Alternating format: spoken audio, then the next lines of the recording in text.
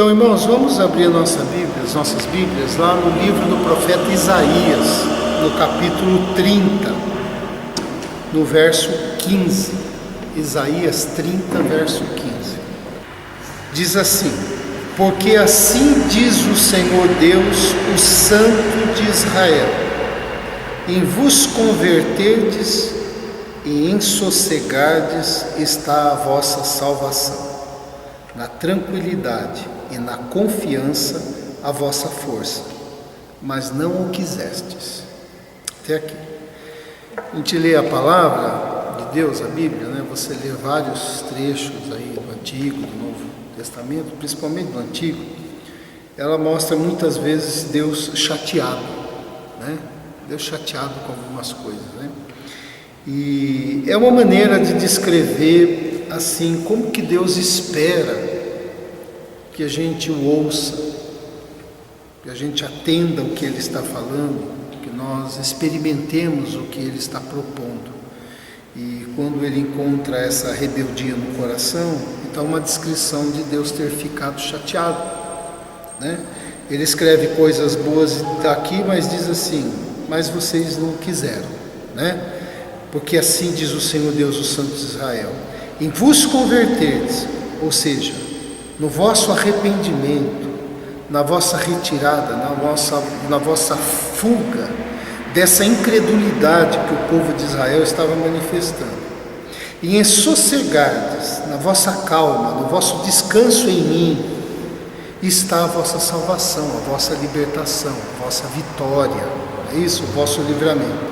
Na tranquilidade, ou seja, na serenidade, na paz, no sossego, na quietude e na confiança em mim, está a vossa força, o vosso poder, o vosso vigor, a vossa valentia, a vossa bravura. Mas vocês não quiseram. Então parece que Deus está chateado aqui mesmo, né? Tanta coisa boa que Ele está falando aqui. Deus nos ama, Ele quer o nosso bem sempre, e para isso Ele faz intervenções, como fez aqui, falando, usando o profeta para falar, falando, se manifestando, operando, revelando.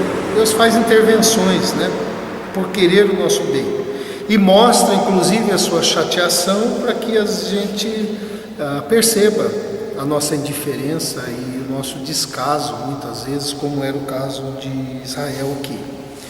A gente está diante de um texto onde Deus disse para o povo não fazer aliança com o Egito. Deus não queria que fizesse aliança com o Egito. Deus disse: não precisa, basta vocês me buscarem, eu vou ajudar vocês, eu vou socorrer vocês, basta vocês me obedecerem. E Deus não queria que o povo fizesse essa aliança, porque o povo estava esquecendo de onde é que eles vieram escravos, né? E de como também o Egito lidava com as nações. O Egito, nesse tempo, com o poder que tinha, fazia uma nação contra a outra, guerrear, lutar, e quando estavam fracos, ele invadia as duas e tomava as duas. E Deus está falando: não faça aliança com o Egito, usando o profeta. Mas o povo não quis confiar em Deus. Por isso que Deus está falando isso no verso 15. E essa foi a desgraça de Israel, né? E o povo sofreu muito por causa disso. Eu queria falar um pouco sobre esse bem-querer de Deus, porque esse texto está mostrando o quanto que Deus quer bem o povo, e quanto Deus está propondo sossego, conversão, salvação, tranquilidade, confiança, força. Mas o povo fez descaso disso, né? Então esse bem-querer de Deus aí. A primeira coisa que eu queria destacar aqui no próprio verso, diz assim: porque assim diz o Senhor Deus, assim diz o Senhor Deus, o Santo de Israel. Ou seja, Deus é o nosso grande instrutor para a vida. Assim diz o Senhor, instruindo o povo, falando com o povo. Deus é o grande instrutor da nossa vida, no caminho da vitória, no caminho do bem, não é isso? Porque Deus estava instruindo o povo através do profeta, nesse verso 15, trazendo instruções valiosas a fim de que o povo tivesse vitória, e o povo achando que ia ter vitória com o Egito, coisa que não aconteceu. Depois o cativeiro aconteceu, né? Mas Deus é o grande instrutor da nossa vida, e não há um desejo sequer de Deus que não seja para a nossa vida um desejo relacionado ao bem, à paz, para a nossa vida. Tudo que Ele propõe é um caminho de benefício, ainda que para esse benefício seja desfrutado por nós, for necessário que Deus discipline, como foi para Israel, Deus fará, a fim de que haja uma conversão da nossa parte, a fim de que haja um voltar para o caminho dele, um olhar para ele. Deus vai agir buscando o nosso bem, e a gente sabe que muitas vezes, no desejo de nós como pais, para os nossos filhos, para o bem deles, a gente precisa ser um pouquinho duro, sim ou não? Precisa. E sim, Deus, se for necessário, faz, mas faz para o nosso bem, não é para transformação, faz podas, ou muitas vezes para o caminho do bem. Deus dá provisões, Deus supre, Deus atende, né? Deus faz todos esses caminhos, porque o objetivo de Deus não é nos enriquecer do lado de fora. Deus quer nos enriquecer do lado de dentro, para que a gente seja mais parecido com Jesus. Isso é eterno, isso não é temporário. O enriquecimento do lado de fora é temporário, mas o enriquecimento do lado de dentro é eterno, e o Senhor quer nos enriquecer do lado de dentro. E é claro que, enriquecidos pelo lado de dentro, essa riqueza se manifesta também do lado de fora, né? Com as capacidades, com as habilidades, com os valores que Deus vai formando na gente. O objetivo de Deus para nós não é a tristeza, mas é a vida abundante, é a alegria, é paz, né? Que a gente sabe que Jesus veio para nos dar. O objetivo de Deus também é que em nós brilhe a presença dele, porque dele procede tudo bem. Então, se a presença dele brilha em nós, isso significa que o bem também estará presente em nós, exercido por cada um de nós. E para isso a gente conta com as instruções, por isso que Deus é o grande instrutor. E nós obedecemos às instruções de Deus, não porque isso traga alguma satisfação em Deus, ou para promover alguma satisfação em Deus, não, é para o nosso bem, né?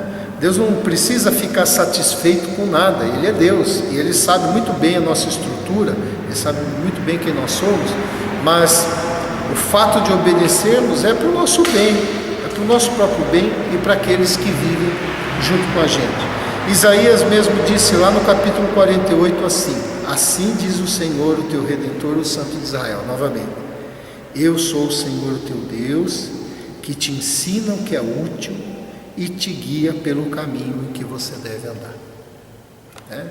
Então, o bem-querer de Deus se manifesta na nossa vida por meio da instrução que Ele oferece para a gente, né? Outra coisa que Ele diz aqui, né, no versículo, porque assim diz o Senhor Deus: em vos converterdes e sossegardes está a vossa salvação, na tranquilidade e na confiança a vossa força. Ele usa a palavra conversão, sossego, tranquilidade, confiança e força. Todas essas coisas se manifestam no lado de dentro da gente, não é isso? Olha, conversão, sossego, tranquilidade, confiança e força. Então, a primeira batalha a ser vencida reside no nosso interior. Essa é a nossa primeira luta, antes de qualquer coisa fora de nós. Você tem lutas do lado de fora, lá no seu trabalho, no seu emprego, na família, em qualquer outra área. Mas antes dessa luta, existe a luta interior. Porque é a maneira como eu enxergo a luta do lado de fora, é a maneira como eu reajo com a luta do lado de fora, é a maneira como eu enfrento as coisas, isso tem a ver aqui dentro. E Jesus ensinou, né, que é do nosso interior que procedem coisas ruins. Por isso que essa batalha acontece primeiro dentro da gente. Que Jesus disse: o Senhor, porém, lhe disse: vós, fariseus, limpais o exterior do copo e do prato, mas o vosso interior está cheio de rapina e perversidade. Ele diz: do lado de fora está tudo penteadinho, tudo bonitinho, tudo perfumado, mas o lado de... né? Jesus também disse assim: porque de dentro do coração dos homens é que procedem os maus desígnios, a prostituição, os furtos, os homicídios, adultérios, a avareza, as malícias, o dolo, a lascívia, a inveja, a blasfêmia, a soberba, a loucura. Ora, todos estes males vêm de dentro e contaminam o homem. Então Jesus disse que a batalha começa dentro da gente mesmo, e ele está falando isso a respeito dos homens, todos nós, o ser humano. Segundo, Jesus também nos chama a cuidar do nosso interior. Olha só, lá em Lucas, Jesus diz assim: acautelai-vos, quer dizer, tenham cuidado por vós mesmos, para que nunca vos suceda que o vosso coração fique sobrecarregado com as consequências da orgia, da embriaguez, das preocupações deste mundo, e para que aquele dia não venha sobre vós repentinamente como um laço. Olha, a gente pode achar, é claro que Jesus está falando da orgia, como a gente sabe o significado disso, da embriaguez, como a gente sabe o significado disso, das preocupações desse mundo que geram ansiedade. Mas aí você pode olhar, mas isso aqui não tem muito a ver não, orgia, embriaguez, não tem nada a ver comigo. Mas, no sentido existencial, a orgia pode ser um culto ao prazer. E o culto ao prazer não precisa ser necessariamente ligado ao sexo, mas tudo aquilo que em mim suscita o prazer e que rouba a presença de Deus. Pode ser o prazer pela conquista, o prazer pelo consumo, o prazer por muitas outras coisas, que eu venho satisfazer aquele desejo que acaba tirando e me atrapalhando na caminhada com Deus. A questão da embriaguez não necessariamente precisa ser o copo de alguma bebida, um copo não, vários copos de uma bebida para ficar embriagado, mas é tudo aquilo que me tira a lucidez, que me deixa embriagado, os valores desse mundo. Eu posso ficar insensível, não perceber as coisas, não ter a lucidez, não ter a sensibilidade, não ter controle sobre mim mesmo por determinado de muitas coisas. Então, na existência, a orgia ou a embriaguez tem essas aplicações. E as preocupações desse mundo não precisa nem falar, porque é muito claro para a gente. Então ele fala: cuide do seu interior para que o seu coração não fique sobrecarregado com essas coisas, né? Mas também Jesus ensinou que do nosso interior pode surgir coisas boas, né? Ele fala que do nosso interior procede coisas ruins. Ele fala que do nosso interior nós precisamos cuidar. Mas ele também fala que quando o nosso interior está rendido a Ele, produz coisas boas. Quer ver? Amarás, pois, o Senhor teu Deus de todo o teu coração. Olha, é possível amar a Deus com todo o coração. É possível dentro de nós surgir amor, amor verdadeiro, né? Ele diz aqui em outro texto: o homem bom do bom tesouro do coração tira o bem, Jesus falou, né? Então é possível ser um homem bom, é possível no coração ter coisas boas e é possível tirar coisas boas dele. Nosso interior pode acontecer, né? Que é Deus que aconteça com abundância na nossa vida. Jesus, ainda ensinando a parábola do semeador, diz assim, que a semente que caiu na boa terra são os que, tendo ouvido de bom e reto coração, retém a palavra. Então veja, o nosso interior pode ser bom, o nosso interior pode ser reto, e o nosso interior pode reter a palavra. Coisas boas podem acontecer na gente. Lá em Atos fala-se da vida dos irmãos da igreja. Diariamente eles perseveravam unânimes no templo, partiam o pão de casa em casa. Lembra desse texto, né? Tomavam as suas refeições com alegria e singeleza de coração. Quer dizer, nosso coração pode abrigar singeleza, nosso coração pode abrigar alegria. Então não é que nosso coração só tem coisas ruins, né?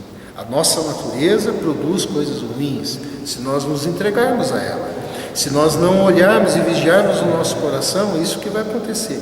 Mas se nós rendemos o nosso coração ao Senhor, fizermos autoexame, fizermos uma faxina e nos rendemos ao Senhor e cultivarmos coisas boas dentro da gente, coisas boas procederão do nosso interior.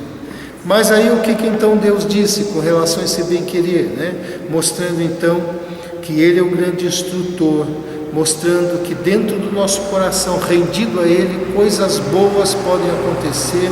E aí tem essa fala no finalzinho do versículo: mas não o quisestes, né? Então, esse bem-querer de Deus é oferecido em abundância para a gente, na instrução, no cuidado, na presença, em tudo isso que a gente já sabe, diariamente.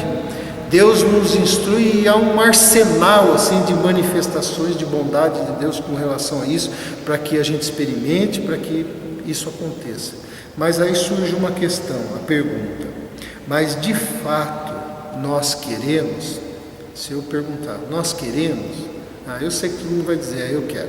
Mas de fato nós queremos, porque esse de fato implica na rendição, na entrega. O povo de Israel aqui experimentou ao longo da sua caminhada muitas manifestações de Deus, você sabe disso, todas as manifestações impressionantes, milagres, cuidados, a presença de Deus de uma maneira assim grandiosa no meio do povo, a gente vê pelo relato bíblico, mas muitas vezes eles não quiseram ouvir a Deus, apesar de toda essa manifestação. Como nós, se olharmos para a nossa vida, olharmos lá para trás, desde o começo da nossa caminhada, você pode ter uma boa coleção de manifestações do Senhor na sua vida, né? Você já parou para pensar? Então tem gente que às vezes coleciona as coisas, de vez em quando pega lá, né? Abre a caixa, pega o diário, pega o instrumento do que ele coleciona e começa a ver, puxa, esse aqui foi o primeiro, né? E vai indo, né? Você já experimentou fazer isso na vida e ver quantas coisas você coleciona de Deus? Quantas manifestações desde que a gente começou a caminhar? Aquela noite, naquela oração, naquele culto, naquilo que você fez, quando você estava andando, no meio da dificuldade, quando você pensou que não tinha mais jeito, no meio da alegria, quantas coisas a gente coleciona, né? Mas mesmo assim, de vez em quando a gente não quer ouvir Deus. É ou não é? Então, não vamos julgar o povo de Israel, saber que o coração é o mesmo, né? E eles não quiseram por causa das suas ambições, por causa dos jeitinhos que eles davam para as coisas, por causa do orgulho, da incredulidade, da confiança no próprio braço, muitas vezes, né? Dos desejos ilícitos e muitas vezes pela surdez proposital, mesmo ouvindo e entendendo não queriam, né? Porém, todas as vezes que o povo de Israel quis ouvir a Deus, eles não ficaram decepcionados. Todas as vezes eu pergunto, que você obedeceu a Deus, você ficou decepcionado? Não existe decepção, né? No Senhor. O bem-querer de Deus é enorme para a nossa vida, e Deus deseja que a gente experimente o melhor dele, né? A gente sabe disso, que a gente experimente o arrependimento, que traz sossego, que traz salvação, a tranquilidade nele, a confiança nele, que nos faz mais fortes. Deus espera isso para a gente. Ele é o grande instrutor da nossa vida, e o bem-querer dele oferece direção, instrução, caminho, apontamento. O bem-querer dele promove autoexame e limpeza dentro do nosso coração. Mas de nada adianta o bem-querer de Deus se a gente não quiser. O bem-querer de Deus está em conceder. E o bem-querer nosso com relação a Deus está em nos entregarmos ao Senhor. Amém? Vamos orar. Pai querido, obrigado porque o Senhor nos quer tão bem. Obrigado porque tudo que propõe, toda a proposta que é do teu coração, na nossa direção, é uma proposta de bem, de amor, de paz, de coisas boas na nossa vida, Senhor. Senhor, nós nos atrevemos a orar e pedir ao Senhor que nos ajude, para que nada concorra a esse bem-querer tão grande do Senhor na nossa vida, que atrapalhe de nós desfrutarmos disso. Pedimos que o Senhor nos ajude, falando ao nosso coração, sondando o nosso coração e nos trazendo a lucidez. Obrigado pela sua instrução, ela é valiosa. O Senhor a fez tantas vezes na nossa vida, e nenhuma delas nós ficamos decepcionados. Obrigado pela instrução do Senhor. Obrigado porque essa batalha contra o nosso coração, contra a corrupção do nosso coração, pode ser vencida todas as vezes que nos rendemos a Ti. Mas obrigado porque podemos vencer. Obrigado porque o Senhor proveu isso como um bem-querer do Senhor para nós. Ajuda-nos, ó Pai. Eu sei que há um momento que depende de nós, da nossa decisão, do nosso acolhimento, da nossa rendição. E nós queremos nos render ao bem-querer do Senhor. E queremos mais do que isso, Deus, mostrar o bem-querer que nós temos por Ti. Ajuda-nos, ó Pai, e que na nossa parte possamos em Ti encontrar força para viver tudo que o Senhor tem para nós e oferecer tudo aquilo que o Senhor merece. Em nome de Jesus. Amém. Amém. Deus abençoe.